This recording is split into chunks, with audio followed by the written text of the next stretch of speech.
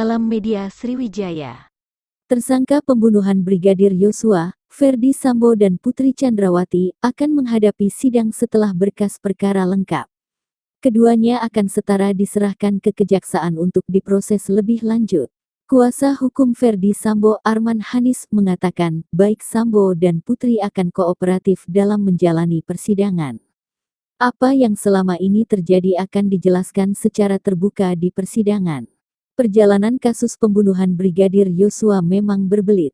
Awalnya disebut ada tembak-menembak antara Brigadir Yosua dan Barada Richard Eliezer karena Yosua melecehkan Putri di rumah Duren 3.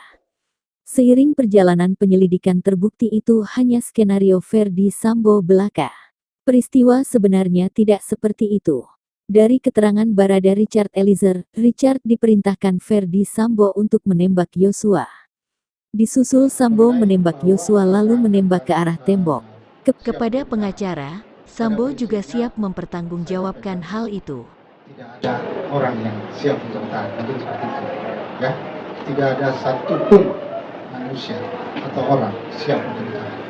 Tetapi saya menyampaikan bahwa terkait penahanan adalah kewenangan dari penyidik.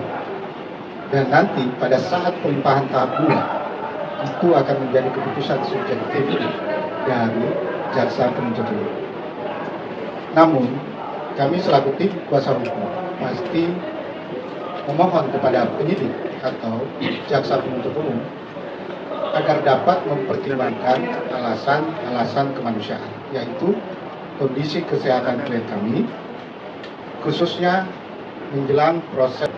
Pasti kami sesuai yang diatur oleh KUHP akan mengajukan surat permohonan untuk tidak dilakukan penahanan, seperti yang kami ajukan pada saat proses pemeriksaan sebagai tersangka waktu yang lalu.